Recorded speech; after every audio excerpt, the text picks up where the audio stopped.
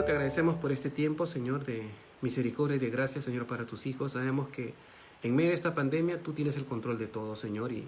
Y queremos decir, como dijo a David también, Señor, en tiempos angustiosos, Padre Santo, tú aderezas mesa delante de nuestros angustiadores, Señor.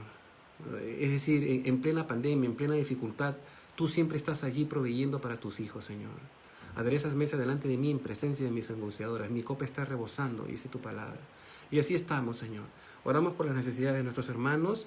Si están pasando algún asunto de finanzas o algún asunto de salud, Señor, para que tú te glorifiques en nosotros, Padre Santo.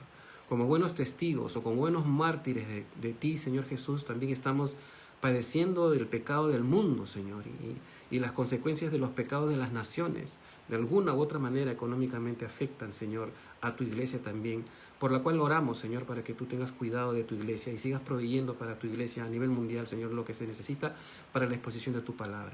Gracias por este tiempo, Señor. Háblanos por medio de tu palabra. En el nombre de Jesús oramos. Amén. Bueno, hermanos, entramos al capítulo 11, pero antes quiero hacer una pequeña introducción porque es importante abordar algunos asuntos, algunas observaciones acerca de este capítulo. ¿Por qué? Porque hay algunos teólogos que piensan que esta narrativa es un paréntesis en la narrativa del Evangelio de Juan. ¿Ya? ¿Por qué? Porque ellos han analizado textualmente el texto y hay crítica literaria. Es decir, ellos dicen que de repente la escritura o la forma escritural en la que está la narrativa y los eventos que se describen en este capítulo 11, ¿ya?, está un poco diferente del resto del Evangelio. Difiere un poco en el estilo de la narrativa que hemos venido estudiando del Evangelio de Juan. Por eso algunos, incluso teólogos en el siglo XIX y siglo XVIII, estaban cuestionando de que este capítulo realmente era de puño y letra del apóstol Juan. Pero vamos a ver que no es así.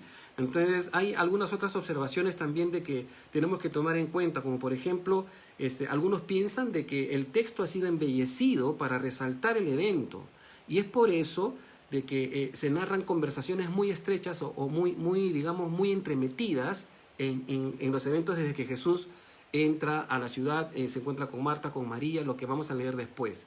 Y por eso algunos cuestionan eso, ¿no? Y hay observaciones de menor calibre también que se pueden explicar como una comparación temporal con los otros evangelios. Es decir, por ejemplo, ¿no? Si queremos ser precisos, ¿no? Por ejemplo, ni Mateo, ni Marcos, ni Lucas mencionan este milagro. Este milagro de la resurrección de Lázaro, de este capítulo que vamos a leer, solamente aparece en el Evangelio de Juan, no aparece en los evangelios sinópticos. Entonces es algo de notar, en realidad es algo de notar. Solo Juan menciona este milagro, ¿no? Y en contraposición, Juan no narra las otras dos resurrecciones que Jesús ya ha actuado o ha obrado antes de Lázaro, ¿de acuerdo? Por ejemplo, si nosotros leemos en Mateo 9, del 18 al 26, Jesús narra la resucitación, Mateo narra la resucitación de la hija de Jairo, en Mateo 9, del 18 al 16. Y en Lucas 7, del 11 al 17, Lucas está narrando la resurrección ya del hijo o la resucitación del hijo de la viuda de Naín. Es decir, ya Jesús ha resucitado a un par de personas antes de resucitar a Lázaro, ¿ya? Y en consecuencia, de repente, para Juan no era importante ya narrar los otros acontecimientos. ¿Por qué? Porque Juan tenía una perspectiva un poco más mesiánica. Juan está presentando a Jesús como el Mesías de Dios, como el Hijo de Dios, como la palabra encarnada. Entonces, en su objetivo de narrar este evangelio, hay saltos temporales en la secuencia de la narrativa. Por eso que vemos que parece que ha habido inserciones, ¿no? Entonces, en realidad, sería una cuestión de estudiar más profundamente, ¿no?, acerca de los manuscritos y la datación de los manuscritos y los leccionarios y un montón de información que se tendría que poner sobre la mesa para poder entender que realmente sí, el capítulo 11 estaba desde mucho tiempo, ¿no?, y ya empezó a circular así desde que fue la publicación del Evangelio por el mismo apóstol Juan. Entonces, para entender esto, pudiéramos tener un punto del equilibrio desde el punto de vista de los sinópticos. Es decir, en los sinópticos se presenta como que el conflicto final que tuvo Jesús ya con los fariseos, y lo cual de alguna manera desencadenó en los eventos para su crucifixión, fue la entrada triunfal a Jerusalén, ¿no? Desde el punto de vista de los sinópticos, pero desde el punto de vista de Juan el Bautista, de Juan el apóstol que escribió este evangelio, ¿ya? Es diferente. Es decir, en Juan, en este evangelio, para Juan, el punto de la confrontación final, ¿no?, lo que determinó el asesinato de Cristo Jesús fue justamente la gran señal que él hizo con Lázaro. Ya, entonces, acuérdense de que Juan está escribiendo mucho después, entre los años 85, 95 aproximadamente, ¿no? Después de Cristo, y ya estaba posiblemente circulando el Evangelio de Marcos, ¿no? Ya era que Marcos, ustedes saben que redacta por la narrativa de Pedro, vamos a decirlo así, ¿no? Y posiblemente también esté circulando de repente el Evangelio de Lucas, ¿no? Y tal vez también el Evangelio de Mateo. La datación de estos evangelios también ya estaba, se estaba dando en ese tiempo, y entonces también Juan de repente estuvo escribiendo su evangelio, teniendo también algunos elementos de los evangelios que ya habían sido publicados anteriormente. Entonces, esto es importante de notarlo, ¿de acuerdo? ¿Para qué? Para no decir de que fue una inserción y que esta historia de la resurrección de Lázaro en realidad fue un cuento que alguien inventó, o simplemente un embellecimiento literario para darle a Jesús una figura un poco más divina, cuando en realidad nunca sucedió, lo cual no apoya la escritura, porque el evangelio es una narrativa específica, y no solamente leemos narrativa, sino también leemos historia. Entonces, por ejemplo, si hablamos de la resurrección de Lázaro, o la resucitación de Lázaro, quiero cambiar el término porque una cosa es resurrección y otra cosa es resucitación, ¿no? Entonces, la resucitación de Lázaro fue un evento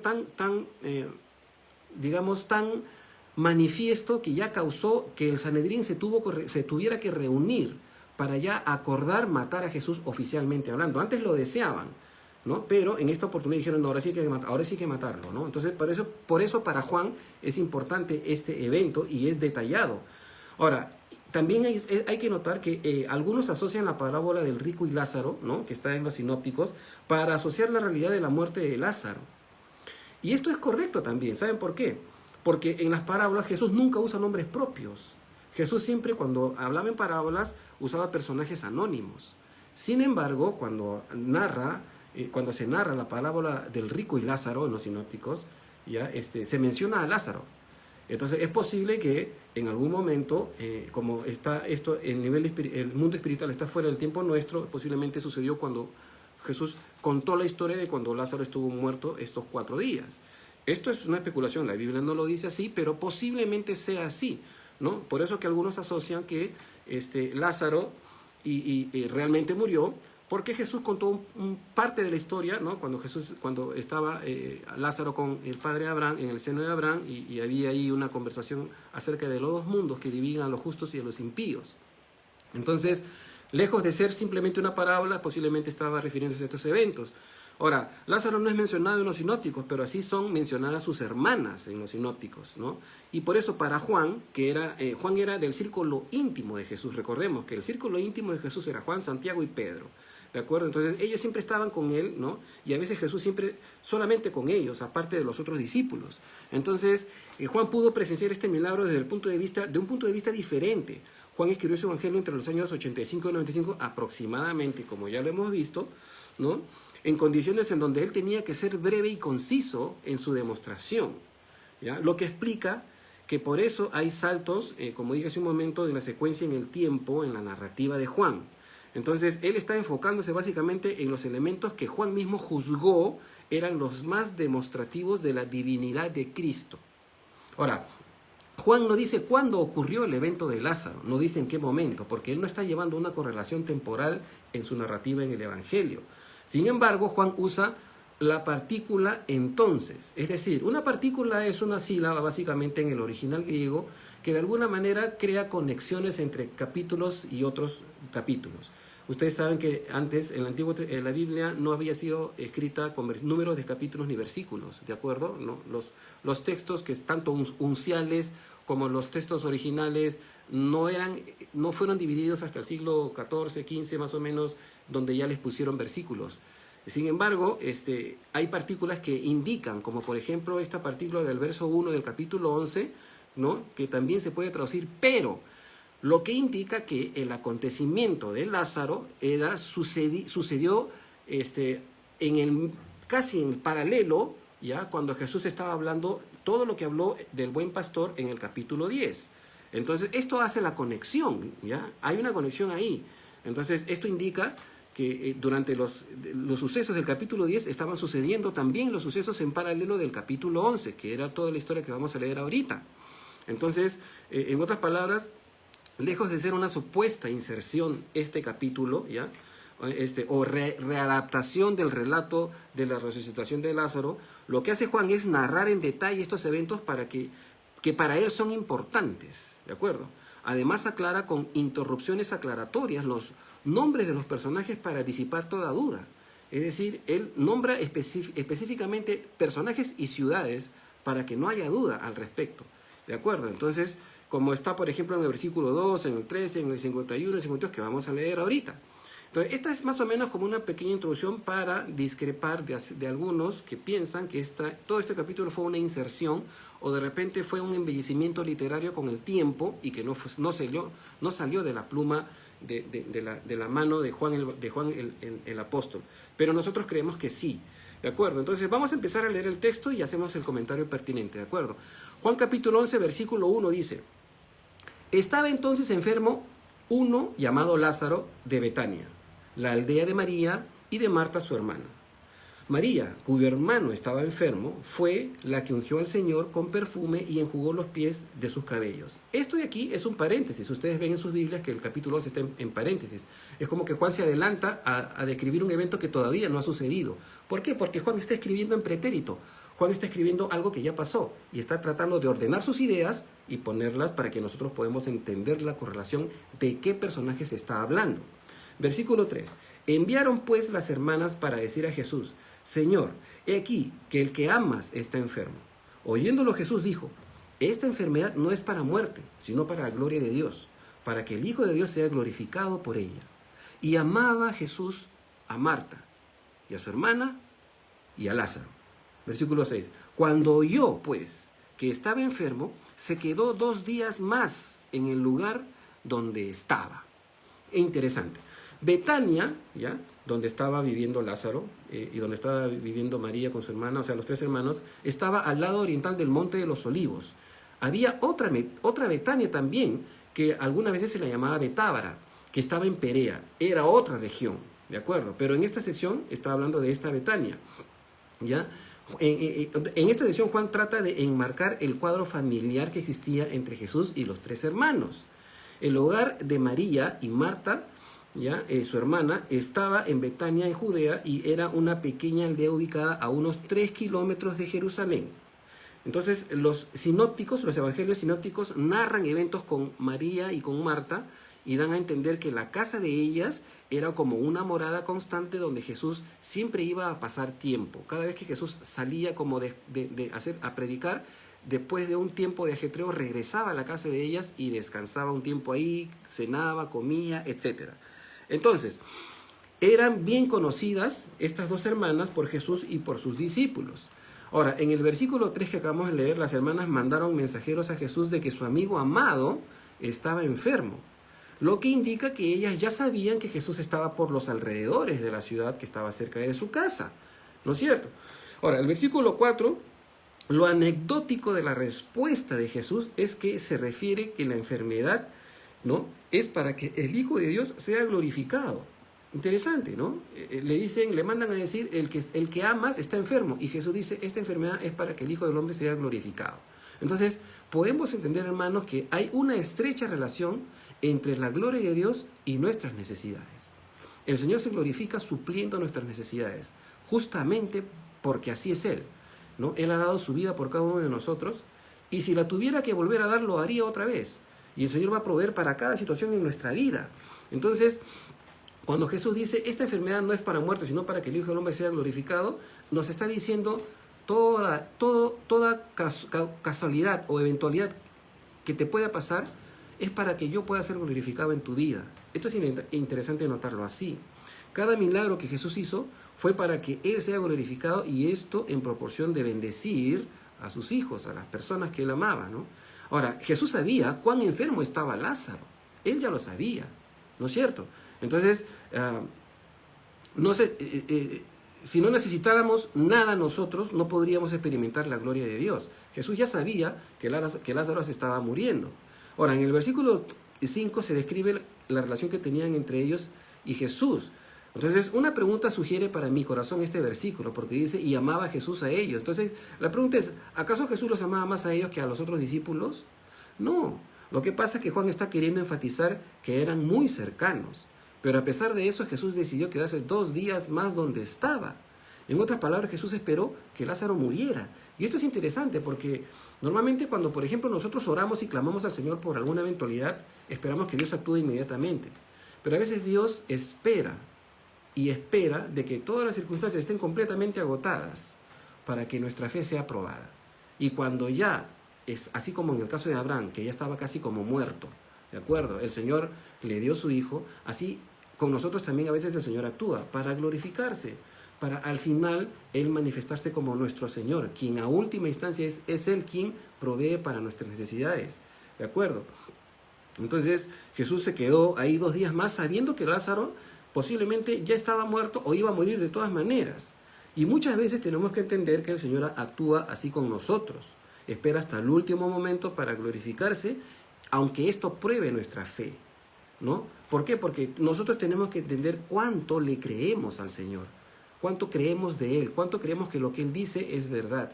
Porque una cosa es que cuando nosotros estudiamos la palabra, la estudiamos de manera teórica y decimos, sí, ahí está escrito.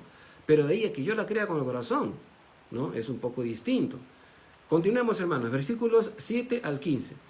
Luego, después de esto, dijo a sus discípulos, o a los discípulos, vamos a Judea otra vez. Le dijeron los discípulos, Rabí, ahora procuran los judíos apedrearte y otra vez vas allá. Respondiendo Jesús, ¿no tiene el día 12 horas? El que anda de día no tropieza porque ve la luz de este mundo, pero el que anda de noche tropieza porque no hay luz en él. Dicho esto, le dijo después, nuestro amigo Lázaro duerme, mas voy para despertarle. Dijeron entonces sus discípulos, Señor, si duerme sanará. Pero Jesús decía esto de la muerte de Lázaro, y ellos pensaron que hablaba del reposar del sueño. Esto es otro paréntesis en la narrativa de Juan, ¿de acuerdo? Está aclarando la situación Juan.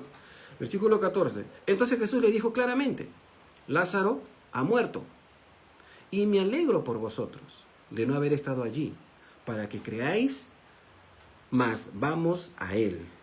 Ahora, es interesante que Juan no narra qué hizo Jesús en esos 2 días que se quedó en el lugar donde estaba, ¿no? Acuérdense que venimos de, Jesús estaba hablando de que Él es el buen pastor, Él es la puerta de las ovejas, ¿no es cierto?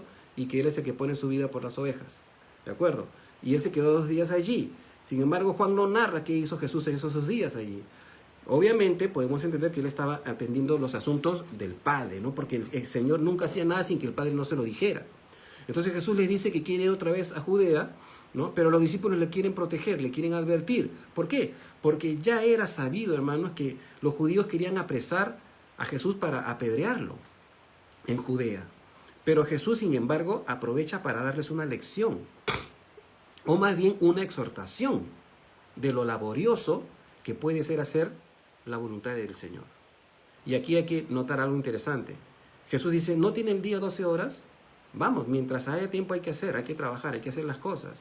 Entonces, en un sentido, Jesús habla de andar y vivir, entre comillas, en la luz o en la oscuridad física. Pero en el terreno espiritual, cuando alguien vive en la voluntad de Dios, está completamente seguro, ¿sí? Vivir en la esfera del mal es peligroso y Dios lo sabe. Por eso Jesús nos advierte, o Dios nos advierte. Ahora, mientras nosotros sigamos el plan de Dios en nuestra vida, no nos ocurrirá absolutamente nada. Y de eso hay que tener certidumbre, ¿sí? Andar de noche fuera de la voluntad de Dios tiene un costo muy caro. No podemos hacernos los locos, hermanos, ¿no? ¿Por qué? Porque nosotros sabemos cuando estamos andando de noche. Nosotros sabemos cuando nos desviamos del camino y estamos haciendo cosas que no agradan al Señor, pero nos permitimos ciertas licencias porque queremos solucionar algunos problemitas. Pero sin embargo, el Señor es el Señor y hay que obedecerle al Señor. Y mientras Él nos diga por qué camino andar, por ese camino hay que andar, ¿no? Por eso nosotros debemos de santificarnos para poder escuchar la voz del Señor. Ahora, en el versículo 11 que hemos leído, Jesús ya es explícito y le dice lo que ellos no saben hasta ese momento, ¿de acuerdo? Es decir, que Lázaro ya estaba muerto, ¿no es cierto? Pero lo dijo para que Juan el apóstol narrara que Jesús sabía y conocía todo lo que pasaba a su alrededor. Jesús supo el momento preciso en que Lázaro expiró. En el momento en que Lázaro murió, Jesús lo supo. Por eso dijo, nuestro amigo Lázaro duerme, ¿no es cierto? Ahora, lo hermoso de estas palabras, ¿no? Que Lázaro duerme, es que para Dios así es la muerte de sus santos. Y así también deberíamos aceptarla nosotros, ¿de acuerdo? Luego Jesús es claro y le dice, Lázaro ha muerto, ¿no? Y hay acá una situación un poco complicada. ¿Por qué? Porque imaginemos a los discípulos preguntándose, ¿y cómo lo sabe? ¿Cómo sabe Jesús que Lázaro ya murió? Estamos como a 3 kilómetros, 4 kilómetros de la... ¿Cómo sabe? ¿Sí? ¿Cómo sabe? Es interesante, ¿no? Entonces, hay que ver algunas evidencias de cómo Jesús manifestaba su deidad también, ¿no? Su omnisciencia, porque Él lo sabe todo, lo conoce todo. Entonces, primero, Él esperó que Lázaro muriera. Es decir, Dios tiene propósitos ulteriores. A veces es difícil, ¿no? Las hermanas cuando van al encuentro de Jesús dicen, si hubiese estado acá, mi hermano no moriría. Después lo vamos a leer. Pero por alguna razón Jesús se quedó donde se quedó, esperando la muerte de Lázaro. ¿Para qué? Para que después la resurrección evidenciara que Jesús realmente era el Mesías. Entonces había un propósito ulterior, un propósito máximo, ¿no? En donde Jesús estaba pensando en eso. Y era necesario que haya una pequeña dificultad en algún momento para el Señor glorificarse. Entonces, segundo, luego les hace ver su omnisciencia. Es decir, les dice, nuestro amigo Lázaro, hermano Lázaro, ha muerto. O sea, ¿cómo es que él sabe esto? Porque es omnisciente. Lo dice con conocimiento de causa y eso revela su deidad. La omnisciencia es un atributo de Dios y eso estaba revelando su deidad. Supo el momento exacto en donde Lázaro murió. Tercero, luego le dice que se alegra por el hecho, pues ellos, o sea, sus discípulos que estaban con él, van a ver el poder que tiene Jesús, es decir, la resurrección. Finalmente va al rescate de lo que prácticamente está perdido. Es decir, Jesús salva. Y estas son las cosas hermosas que podemos leer de este capítulo, cómo Jesús administra los tiempos que de alguna manera nosotros pudiéramos ver que están complicados, pero en realidad no, Él tiene todo bajo control. A veces oramos por algo y hay demoras de parte de Dios. Dios sabe lo que hace y hay que esperar, simplemente eso. El Señor tiene la capacidad de resucitar a cualquier muerto y de redimir cualquier circunstancia terrible que nos esté rodeando y de revertir los procesos de descomposición, porque Lázaro tenía 4 días de muerto, básicamente. Entonces, esa es la clase del Señor que tenemos. Leamos del versículo 16 al 19. Dijo Tomás, llamado Dídimo, a sus discípulos, vamos también nosotros para que muramos con él. Vino pues Jesús y halló que hacía ya 4 días que Lázaro estaba en el sepulcro. Ahora, Betania estaba cerca de Jerusalén, como a 15 estadios. Y muchos de los judíos habían venido a Marta y a María para consolarlas por su hermano. O sea, eran conocidas, el hermano había muerto y todos habían ido al velorio, al luto, a hacer, ¿no?, el pésame y a acompañar a las hermanas. Ahora, Tomás, el gemelo, porque llamado Dídimo es una palabra para referirse a el gemelo, lo que indica que tenía un hermano que era gemelo, no entendía, o sea, este Tomás no entendía la relevancia de la muerte respecto de la resurrección que se estaba presentando en ese momento. Él se solidarizó con Jesús y sugirió a los otros discípulos que hagan lo mismo. Pero al no tener idea de lo que Jesús iba a hacer, de repente Tomás pensó que allí terminaba todo y por eso dice, bueno, vamos allá a morir con el maestro, ya se acabó la historia, acá termina todo, vamos a morir con el maestro también, ¿no? Ya vamos a morir con él, ya no hay nada más que hacer. O sea, Tomás no entendía el poder maravilloso de nuestro Señor Jesucristo y pensó que ya, pues yendo allá a morir con Jesús, ya, pues ahí terminaba la historia, ¿no? Entonces es interesante ver la perspectiva de los discípulos, ¿no? Entonces, ahora Lázaro murió poco después de que los mensajeros partieron y Jesús estaba a un día de camino, puesto que Palestina es cálida y la descomposición de los cuerpos era muy rápida, las personas eran enterradas el mismo día que morían. ¿Por qué? Porque el calorcito hacía de que los cadáveres empiecen a descomponer de manera rápida. Y esto, por eso es que lo enterraron inmediatamente a Lázaro, porque ya había estado enfermo un buen tiempo. Vamos a leer desde los versículos 20 al 27. Entonces Marta, cuando oyó que Jesús venía, salió a encontrarle, pero María se quedó en casa. Y Marta dijo a Jesús, Señor, si hubieses estado aquí, mi hermano no habría muerto. Mas ahora sé también que todo lo que pidas a Dios, Dios te lo dará. Jesús le dijo, tu hermano resucitará. Marta le dijo, yo sé que resucitará en la resurrección, en el día postrero. Le dijo Jesús, y acá está el otro yo soy, los otros, uno de los tantos yo soy de Jesús. Jesús le dijo, yo soy la resurrección y la vida. El que cree en mí, aunque esté muerto, vivirá. Y todo aquel que vive y cree en mí, no morirá eternamente.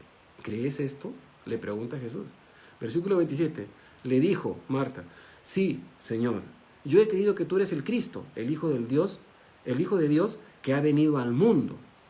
Interesante, ¿no? Hay algunos detalles que quiero enfatizar en esta conversación entre Marta y Jesús. Primero, y me llama la atención, primero, que Marta conocía las profecías de la resurrección de los muertos, porque ella dijo, sí, yo sé, mi hermano resucitará en el día postrero. Esta profecía está básicamente en el libro de Daniel, en el capítulo 12, versículo 2, que dice, y muchos de los que duermen en el polvo de la tierra serán despertados, unos para vida eterna y otros para condenación perpetua. Entonces había la noción de una resurrección en el futuro. Lo que a los judíos le había sido velado, entre comillas, que después fue revelado por el apóstol Pablo, fue el tiempo de los gentiles, ¿de acuerdo? Así que sí o sí el Mesías tenía que morir para que después de su muerte y resurrección, Jesús una en un solo cuerpo, tanto a judíos como gentiles, en su iglesia, ¿no? Y este era un misterio que fue revelado por medio del apóstol Pablo a la iglesia. Segundo, tal vez María ha escuchado que Jesús ya ha resucitado a otras personas, como acabamos de mencionar, ¿no? En Mateo y en Lucas, ¿no? A la hija de Jairo y a la viuda de Naín, que le resucitó al hijo cuando estaba camino al sepulcro, ¿no? Entonces, por eso ella creía que todo lo que Jesús podía pedir a Dios, Dios se lo podía conceder. Ahora, hay un pequeño problemita aquí. Y el problema es que Lázaro ya lleva 4 días de muerto. 4 días. ¿Sí? 4 días de muerto. Y se está descomponiendo. Entonces, Marta puede resignarse a pensar de que era la voluntad de Dios que su hermano haya muerto en realidad. Sin embargo, Jesús le dice que la resurrección no es un milagro, ¿no? No es un hecho, ¿no? Tampoco es una orden de Dios. Le dice que la resurrección es una persona. Y le dice que esa persona es Él. Jesús no le dice, el Padre lo va a resucitar. Jesús le responde a Marta, yo soy la resurrección y la vida. Más adelante vamos a leer cuando Jesús dice, y si vengo, y si me voy, y os prepararé el lugar, vendré, Juan 14 otra vez, y os tomaré a mí mismo, para que donde yo estoy, ustedes también estén conmigo. Entonces, Él es la resurrección. Por eso en el capítulo 1, bien tranquilamente, Juan puede decir, en Él estaba la vida. Esto es maravilloso, porque Jesús es la vida y Él es la resurrección. Él es quien imparte la vida y puede recuperarla de cualquiera. Él es el que va a resucitar a todos los justos del Antiguo Testamento en el rapto, ¿no? Que se van a ir con la iglesia. Entonces, esto es importante. La resurrección es una persona. Se llama Jesús de Nazaret. Y por eso lo adoramos, porque Él es Dios Todopoderoso. Ahora, también Jesús le dice que la muerte de los que mueren creyendo en Él no es para siempre, no es eterna, sino que es como un sueño, como un dormir, desde nuestra perspectiva, ¿no? Porque los muertos están como dormiditos, pero ni bien dejan el cuerpo, van al paraíso, ¿de acuerdo? Esto está escrito, ¿no? Cuando estaba el crucificado al costado de Jesús, ¿no? El malhechor, Jesús le dice, estarás conmigo hoy en el paraíso. Y ambos murieron ese mismo día, ¿no es cierto? Entonces, pero sin embargo Jesús los va a resucitar. Ahora, después de toda esta conversación, Jesús le hace la pregunta, ¿no? Y le dice si es que ella cree a las palabras que Jesús le ha dicho. Pero ella responde de que ella cree que Él es el Mesías, ¿no? Y eso es lo que glorifica a Dios en realidad. La confesión de Marta, yo sé que tú eres el enviado, yo sé que tú eres el Mesías, el Hijo de Dios. En otras palabras, lo que tú digas, Jesús, se va a hacer sí o sí. De eso no tengo duda. Pero tengo un pequeño problema, una pequeña incógnita. Mi hermano ya está pudriéndose, ya tiene 4 días de muerto, así que está un poquito difícil, ¿no? Entonces, este es el cuadro, ¿no? Este es el cuadro. Ahora, las palabras acerca de Jesús de la vida y de la muerte son aparentemente paradójicas. Es decir, es como que Jesús está hablando de una manera en donde no se puede entender a simple vista.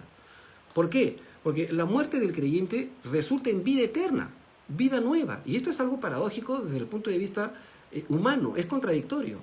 Y esto lo entendía muy bien el apóstol Pablo, por eso Pablo dice, me conviene partir y estar con Cristo, lo cual es muchísimo mejor. Pero por causa de la obra, por causa de ustedes que son la iglesia del Señor, si el Señor me quiere tener en el cuerpo, yo me voy a quedar todo el tiempo que Él quiera. Pero quisiera yo salir de este cuerpo e ir al Señor y estar en su presencia. Lo que significa de que la muerte de sus santos, de los santos de Dios, es simplemente gloria posterior. Es decir, la muerte es el paso para estar en la presencia de Dios, es ganancia. Por eso Pablo dice bien claro, ¿no? O sea, él prefería estar ausente en el cuerpo y presente al Señor.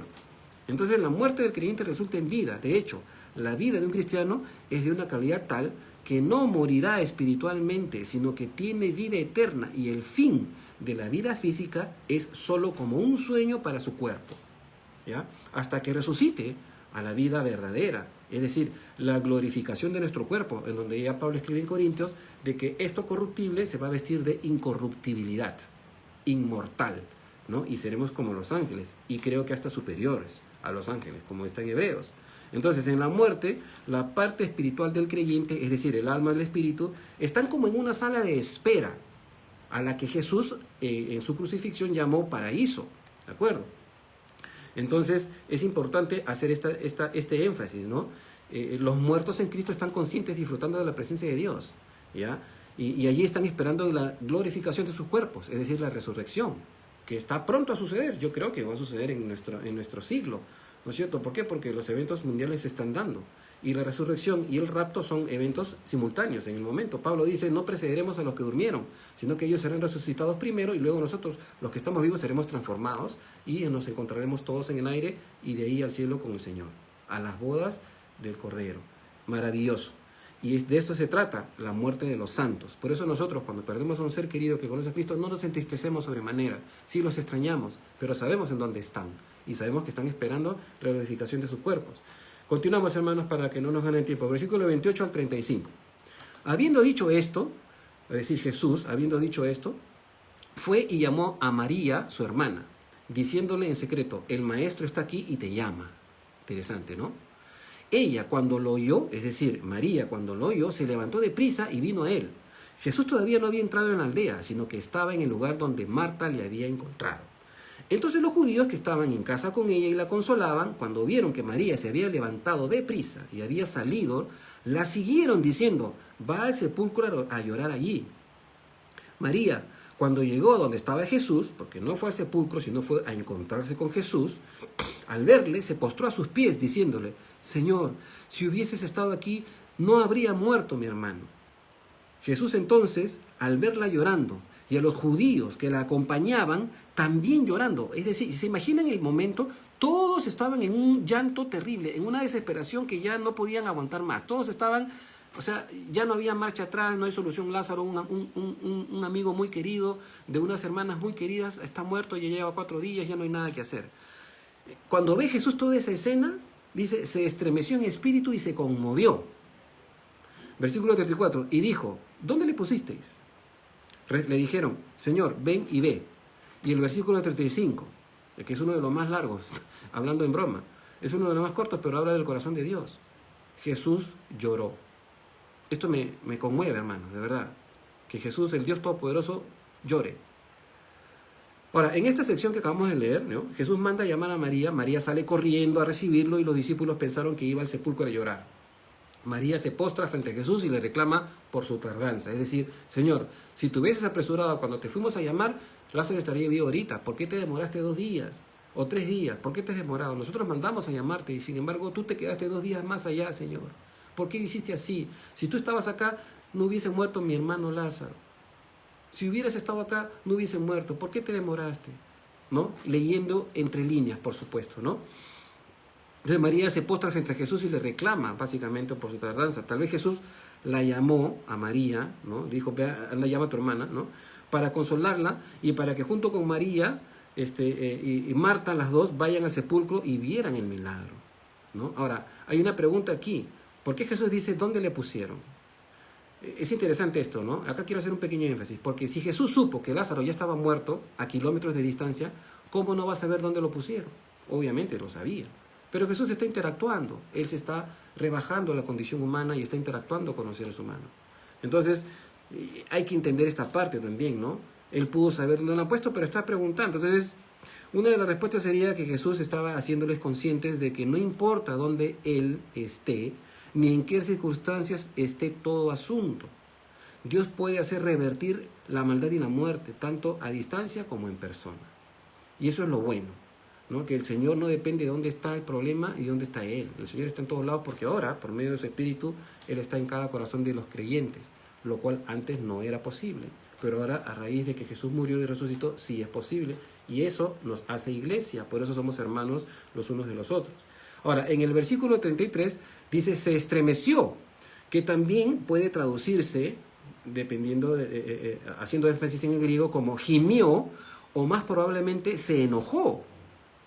¿Por qué? Porque la palabra griega enebrimesato, ¿no? De ebrimaomai, ¿ya? Parece connotar enojo, pero con dureza.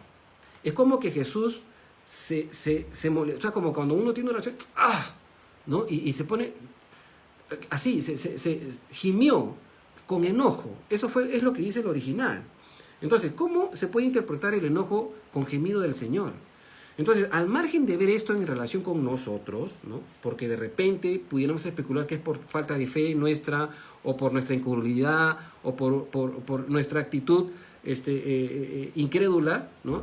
De alguna manera hay que ver el otro lado también, y es que Jesús está revelando también el carácter del Padre. Ojo, Jesús dice, el que me ha visto a mí ha visto al Padre. Ha visto al Padre. Entonces hay comportamientos de Jesús que demuestran tanto su humanidad como su divinidad. Y en estas actitudes Jesús se solidariza con nosotros. Entonces podemos identificar entonces que la amargura del Señor, al ver cómo el pecado en la humanidad causa la muerte y la tristeza de los que pierden a sus seres amados, Jesús se puede conmover. Él se conmovió por la desesperanza que vio en María. Y María mostró una desesperanza por su hermano. Señor, si hubieses estado aquí, mi hermano no hubiera muerto. O sea, ya no hay solución. Ya no hay solución. ¿No es cierto? ¿No? Y el versículo 35, como dije hace un ratito, ¿no? Que es uno de los más, es el más corto de la Biblia, sin embargo, el que tiene más contenido, ¿no? Jesús lloró. Esto demuestra la profundidad del corazón de Dios, demuestra la profundidad de la relación del amor de Jesús con cada ser humano, con cada alma que perece.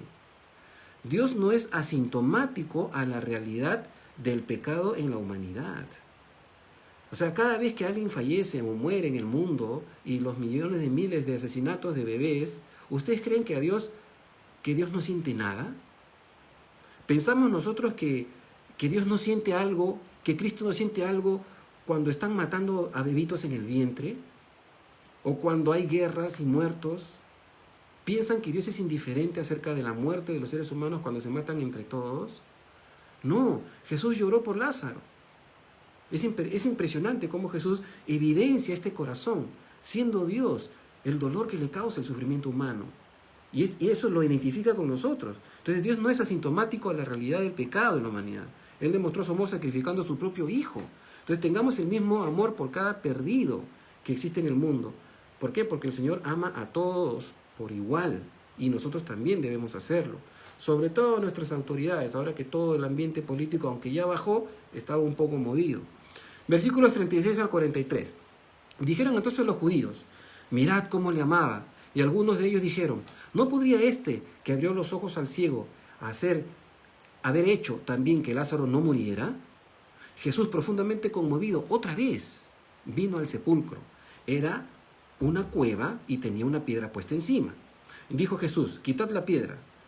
Marta, la hermana del que había muerto, le dijo, Señor, hiede ya, porque es de 4 días.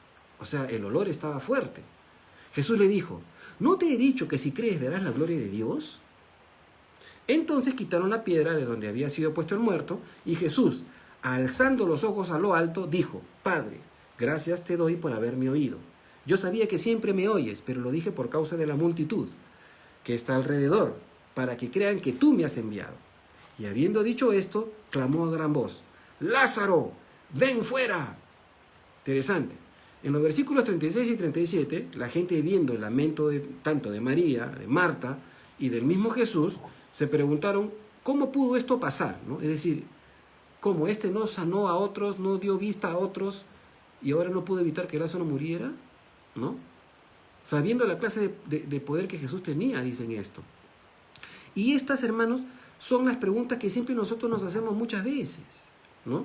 Cuando vemos que nos pasan calamidades, nos resignamos y cuando pasan cosas nos falla la fe, nos lamentamos y pensamos que Dios, pudiendo, no quiere intervenir, ¿no? Y nos quejamos y nos lamentamos. Y estamos así, ¿no? Señor, ¿por qué me ha pasado esto y por qué me ha pasado el otro? Pero el Señor siempre está en control, siempre está en nosotros, Él está con nosotros. Y cuando hay situaciones irreversibles, Dios las puede revertir, hermanos. Dios puede revertir la muerte, ¿de acuerdo? Si tan solo tuviéramos la fe necesaria. ¿Ustedes creen que Jesús bromeaba cuando dijo, si tuviera fe como un granizo de mostaza, le podías decir a este monte, desarráigate y échate en el mar, y sucedería? ¿Ustedes creen que Jesús bromeaba o exageraba? Yo creo que no. Pero para desarrollar una fe así de ese tipo, tienes que tener una comunión muy estrecha con el Padre, con el Señor, ¿no? Y de pronto, como estamos viviendo en una sociedad donde nos permiten practicar nuestro cristianismo, no es tan necesario tener una fe así. Pero en los países donde los cristianos están siendo perseguidos, baleados, decapitados, les aseguro que hasta están teniendo contactos con ángeles porque los están ayudando a ellos, ¿no? Entonces, volvamos al tema, ¿no? Jesús, turbado, conmovido y casi enojado, llegó al sepulcro. Ahora, normalmente las tumbas eran cuevas que se hacían ya al cortar el costado de una pared de roca caliza, ¿ya? Y después colocaban una piedra sobre la entrada. Ese es más o menos el estilo de tumbas que se acostumbraba. Ahora, en el versículo 39 Jesús dio una orden, ¿no? En el original está en imperativo, ¿no? Él dijo, quitad la piedra. Entonces, si él hubiera podido mover la piedra, de repente hubiese parecido un Jedi, ¿no? Así han visto Star Wars. Ustedes han visto Star Wars cuando los Jedi se sientan así como en posición yoga y levantan las piedras que están a su costado, ¿no? Pero Jesús no era circense, pues. Jesús pidió la contribución de los presentes. Él dijo, quitad la piedra. Porque Jesús tranquilamente, a viva voz, hubiese podido destruir la piedra con una palabra. Pero no lo hizo, Perdón, él dijo, quitad la piedra para que las otras personas pudieran participar del milagro, ¿no? Entonces es interesante. Jesús ha podido destrozar la piedra con una sola palabra, pero no lo hizo. Entonces, hermanos, esto también tiene una enseñanza. Hay muchas piedras en nuestra vida que Dios quiere y está demandando que nosotros las quitemos, ¿sí? ¿Por qué? Porque a veces Dios quiere obrar en nosotros, pero está la piedra pues ahí, ¿no? Él pudiera hacerlo solo, pero Él espera de nosotros que con voluntad nosotros aceptemos que es necesario quitar esas piedras. El Señor quiere obrar, pero tú, yo, debemos quitar esas piedras. Por ejemplo, la piedra de la incredulidad, la piedra de la mentira, la piedra de la murmuración, la piedra del temor, la piedra de la codicia, la piedra de la apatía, la piedra de la lascivia, de la envidia, la piedra de la concupiscencia, ¿no? De las palabras corrompidas, de la murmuración, del chisme, etc. Esas piedras Dios quiere sacar para poder hacer un milagro y que nosotros, nuestro hombre interior, salga a la luz, porque esos son pecados que impiden que podamos ver un cristianismo eficaz. Entonces, si tú te propones a quitar esas piedras, vas a poder ver los milagros del Señor en tu vida. Ahora, es gracioso cuando Marta, volviendo al tema, le quiso advertir del mal olor a Jesús, ¿no? No solo eso, sino que también estaba prohibido por la ley, porque la ley decía que no te podías contaminar con muerto. Lázaro ya estaba en proceso de descomposición, pues habían pasado 4 días. Jesús le responde que para ver la gloria de Dios tenemos que creer, a pesar de lo contradictorio que sean las circunstancias.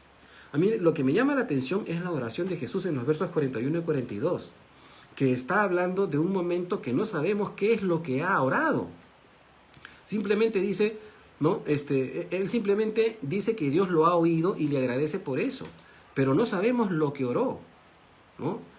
No hay una oración como, por ejemplo, Padre, te pido que resucites a Lázaro. No hay eso. Jesús simplemente agradece. Jesús tenía la certeza que Lázaro iba a resucitar, pues ya se lo había dicho a Marta en el versículo 23 que lo hemos leído anteriormente.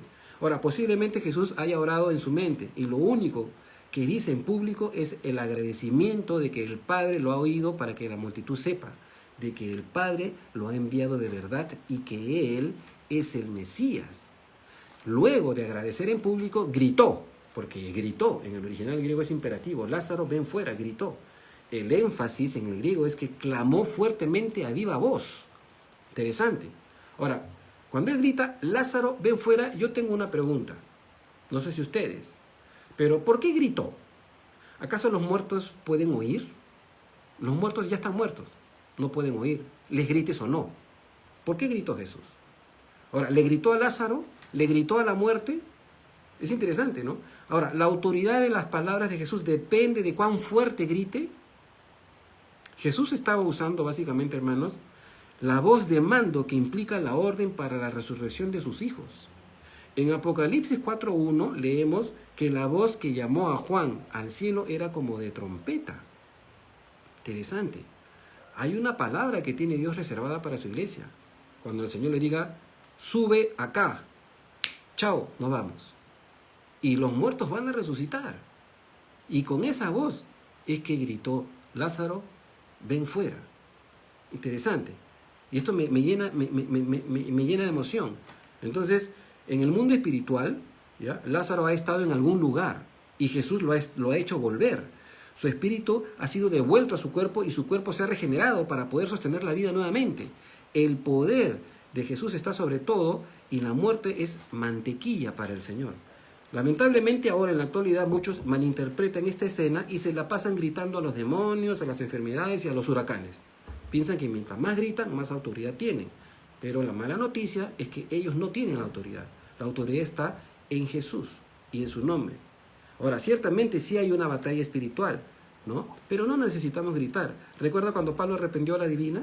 Se volteó y le dijo, espíritu inmundo, sal de ella. No la gritó, simplemente le ordenó al demonio que salga.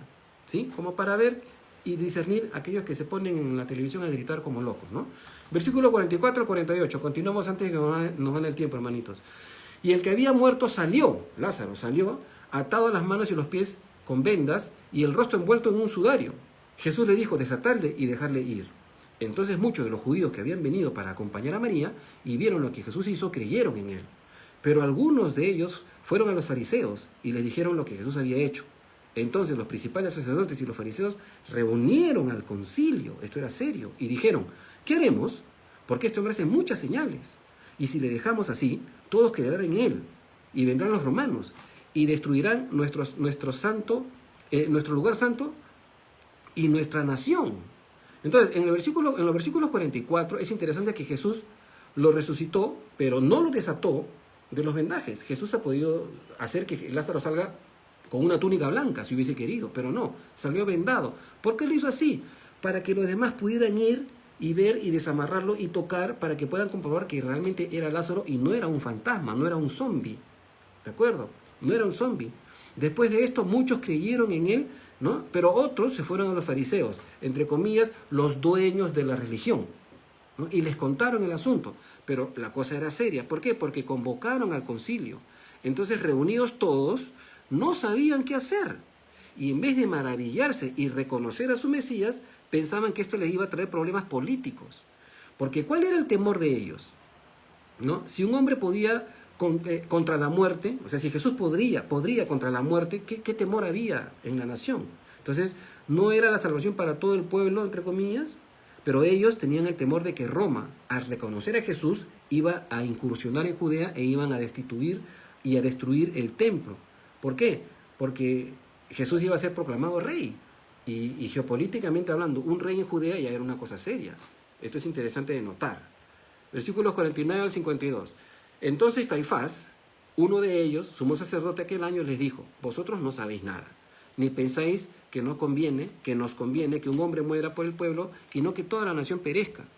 Esto no lo dijo por sí mismo, sino que como era el sumo sacerdote aquel año, profetizó que Jesús había de morir por la nación. Y no solamente por la nación, sino también para congregar en uno a los hijos de Dios que estaban dispersos.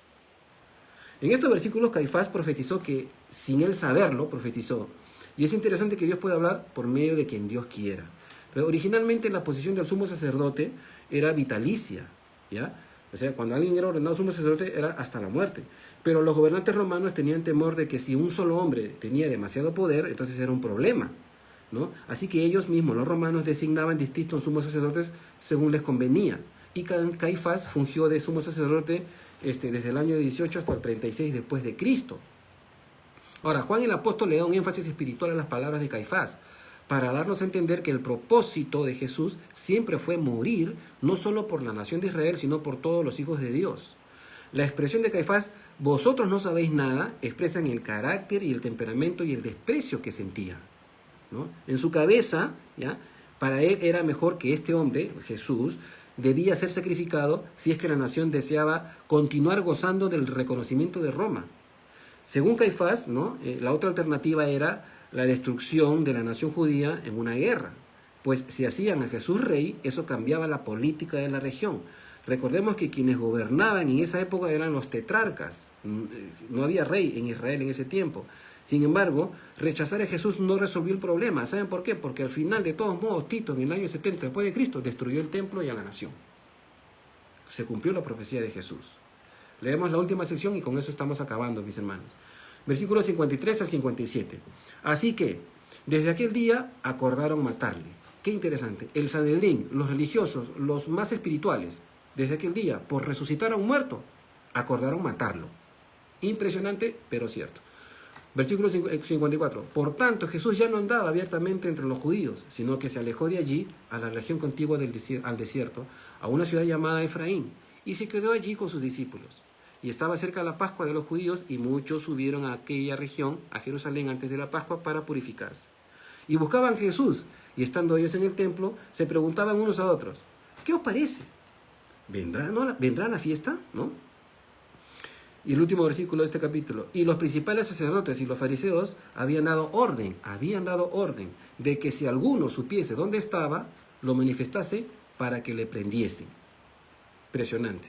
Ahora, el versículo 53 que acabamos de leer, ¿no?, solamente enfatiza el sentimiento que ya estaba en el corazón de todos ellos. Ellos ya querían matar a Jesús hace tiempo, pero ya se oficializó, ¿no?, a nivel de la casta religiosa. Muchos meses atrás Jesús ha salido airoso de ser apedreado, ¿no? Pero si el concilio ya decidía que querían matarlo, ¿no?, aunque esto era ilegal porque los romanos no dejaban que los judíos ajusticien a sus criminales, ¿no?, esto sí era muy grave. Los líderes religiosos, que según su posición debían enseñar y hacer justicia e instruir al pueblo en el reconocimiento del Mesías, estaban planeando un asesinato. Y esto es impresionante. Ni siquiera la muerte de Lázaro los convenció de que probablemente este Jesús sí era el Mesías. En vez de eso, acordaron matarlo. Entonces Jesús salió de esa región y se fue a Betania, a una ciudad situada, se fue de Betania a una ciudad situada aproximadamente a 25 kilómetros al norte, llamada Efraín. Esta ciudad le sirvió a Jesús de un lugar de descanso, ¿no? El momento estaba muy ajetreado. Hemos dicho hace unos par de estudios que estos son los últimos 6 meses más intensos de Jesús. Y además estaba cerca del desierto de Judea. En caso de que Jesús tuviera que escapar, se iba al desierto, ¿no?, porque lo querían matar. Entonces, para hacer una reflexión final, los peregrinos judíos subieron a Jerusalén y a la fiesta de la Pascua, ¿no? Y la Pascua, como ya vimos, era una fiesta principal. Ellos tenían ciertos ritos de purificación para poder participar de esta fiesta, pero de pasada buscaban a Jesús también. Jesús había asistido a todas las fiestas nacionales toda su vida y con mayor atención durante sus años de ministerio. Y en estas fiestas se le enseñó públicamente en el templo. Por eso los judíos se preguntaban, ¿vendrá y enseñará como de costumbre? ¿Se atreverá a venir ya que hay una orden de muerte, de captura para él? ¿No? Entonces, esto era como un secreto a voces. Entonces, la gente que tenía contacto con la casta religiosa ya habían pasado el dato. Por si acaso, si lo ven, avísennos o avísenos a los fariseos para que lo agarren. Todos los milagros de Jesús pasaron para un segundo plano y la consigna ahora era delatar a Jesús, ¿no?, para tal vez de repente recibir una recompensa. Entonces, hermanos, terminando con esto, todo este capítulo es para demostrar el amor, la compasión, la identificación de Cristo con nuestros dolores y nuestras pérdidas, pero sobre todo para revelar que Cristo mismo es la resurrección y la vida. La resurrección no es un hecho necesariamente, no quiero que me malentiendan. Cuando dije que no es un hecho, no es una obra, no es un mandato. La resurrección es la vida misma de Jesús. Él es la resurrección. Él es la vida. Él es la verdad. Jesús es la resurrección. En su persona está la resurrección y nuestra futura resurrección, ¿no?, si es que no morimos antes de que venga el Señor. ¿No es cierto? En Él estaba la vida, por eso Juan lo pudo decir. Miren lo que dice 1 Tesalonicenses 4:14. Porque si creemos que Jesús murió y resucitó, así también traerá Dios con Jesús a los que durmieron en él. Y esto es importante. Los hijos del Señor no mueren, duermen por mientras, esperando la resurrección de nuestros cuerpos. Esta es nuestra esperanza, hermanos. En este mundo, que no es nuestro, hemos sido trasladados del reino de su amado Hijo, del mundo.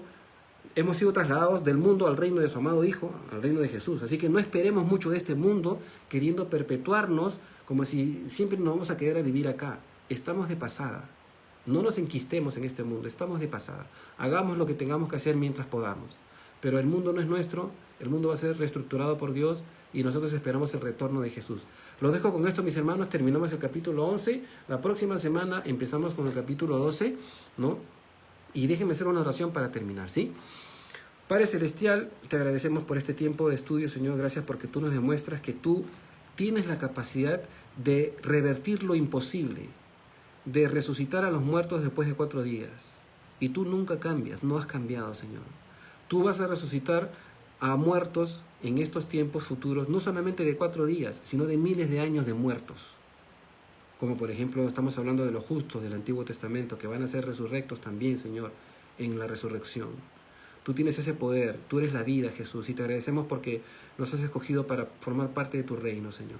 Gracias porque nos has demostrado que tú eres la resurrección y la vida, y en ti confiamos, Señor. Permítenos atesorar esta palabra en nuestro corazón, Señor. En el nombre de Jesús oramos. Amén.